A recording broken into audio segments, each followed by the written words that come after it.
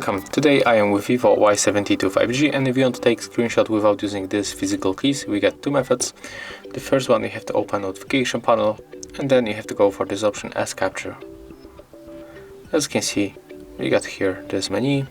So to take screenshot you have to click here and then click save. As you can see, this screenshot was taken. Another method that we can use is the gesture method with 3 fingers. We have to swipe down with 3 fingers, just like that. And as you can see, this screenshot will be also taken. So we can save by tapping right here.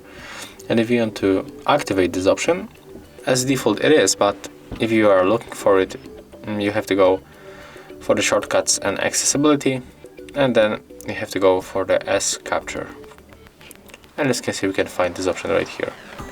So you have to simply enable this switcher. And that's all. If you find this video helpful, remember to leave a like, comment and subscribe.